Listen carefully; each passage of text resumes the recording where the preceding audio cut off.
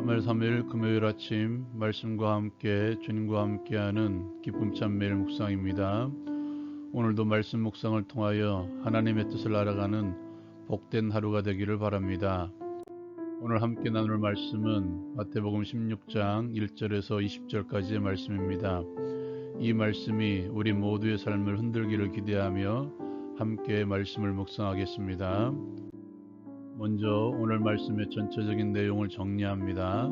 첫 번째로 예수를 시험하여 표적을 구하는 바리새인들에게 요나의 표적밖에 보일 것이 없다고 말씀하십니다. 요나의 표적이 의미하는 것은 예수님의 십자가와 부활을 의미합니다. 두 번째로 제자들에게 바리새인과 사두개인들의 누룩을 주의하라고 말씀하십니다. 당신의 말을 이해하지 못하는 제자들에게 믿음이 작은 자라고 책망하시며 누룩이 의미하는 것은 그들의 교훈이라고 예수님께서는 말씀하십니다. 세 번째로 빌립보 가이사랴에서의 예수님의 질문과 제자들의 대답입니다. 예수님께서는 자신에 대한 사람들의 생각을 질문하신 후에 제자들에게 자신에 대한 생각을 질문하십니다. 이 질문에 베드로는 주는 그리스도시요 살아계신 하나님의 아들이십니다라고 고백합니다. 이 신앙 고백은 제자들 모두의 고백일 것입니다. 이 고백 위에 예수님께서는 이 반석, 즉 베드로의 신앙 고백의 주체이신 예수 그리스도 위에 교회를 세울 것과 천국 열쇠를 주시겠다고 말씀하십니다. 마지막으로 예수님께서는 자신이 그리스도이심을 드러내지 말라고 말씀하십니다. 사람들이 바라는 그리스도와 예수님께서 드러내신 그리스도의 모습과는 전혀 다르기 때문입니다. 이 말씀을 통해서 우리의 삶에 적용할 수 있는 것은 먼저 누룩을 주의하라는 것입니다.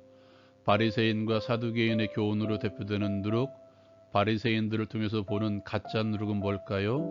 가짜 누룩은 먼저 그들과 같이 표적을 구하는 신앙입니다. 신앙 고백이 없고 순종함이 없는 눈에 보이는 축복, 질병의 치유, 기적만을 구하는 것은 가짜 믿음, 가짜 누룩입니다. 말만 앞세우고 행함이 없는 신앙 또한 가짜 누룩입니다. 가르침만 있고 순종이 없는 신앙, 마치 좁은 문 앞에서 들어가지도 않고 들어가지도 못하게 하는 자들입니다.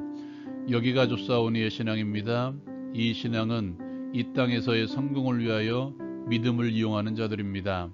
하나님 나라는 그들에게 아무런 영향도 미치지 못하는 나라입니다. 가짜 누룩은 주의 이름으로 선지자 노릇하고 귀신을 쫓아내고 능력을 발휘해도 하나님께서 인정하지 않는 가라지 인생입니다. 하나님께서는 우리가 진짜 누룩이 되기를 원하십니다. 세상을 더럽히는 가짜 누룩이 아닌 세상을 그리스도로 말미암아 변화시키는 진짜 누룩, 하나님 나라의 법을 말로만 떠드는 자들이 아니라 삶으로 보여주는 진짜 누룩, 세상 가운데 침투하여 하나님 나라의 삶으로 변화시키는 누룩의 삶을 살아가시길 바랍니다. 두 번째로 신앙 고백의 문제입니다. 예수님께서는 오늘 말씀을 통해서 도전하십니다. 이 신앙 고백이 이루어진 곳은 빌립보 가이사랴입니다. 로마인들이 신처럼 떠받드는 황제의 동상이 있는 곳입니다. 문명이 발달한 곳입니다. 그곳에서 천민 출신이며 오랫동안 떠돌이 생활을 하고 있는 시골뜨기 젊은 선생이 누가 주인인가라고 도전하고 있습니다. 복음은 부끄러운 것입니다. 형벌로 말미암아 죽임당한 신은 없기 때문입니다. 부끄러운 복음을 내 삶에서 인정하고 받아들이면 구원하시는 하나님의 능력이 임합니다. 사용하시는 하나님의 능력이 임합니다. 주님께서는 매일 우리에게 도전하십니다. 너희는 나를 누구라 하느냐? 이 물음에 끊임없이 당신은 나의 구원자이시며 하나님의 아들이시며 나의 주인이심을 고백하는 우리 모두가 됩시다. 또한 이 고백조차도 하나님께서 은혜를 주시지 않으면 할 수가 없습니다. 예수님께서는 신앙 고백한 베드로에게 하나님께서 하게 하셨다고 말씀하십니다. 은혜 아니면 신앙 고백도 신앙 고백의 삶도 할 수 없습니다. 끊임없이 하나님의 은혜를 구하십시오. 하나님의 은혜를 기대하십시오. 하나님의 은혜에 늘 감사하십시오. 세 번째로 교회는 천국 열쇠를 가지고 있습니다. 천국을 열고 닫을 수 있는 천국 열쇠.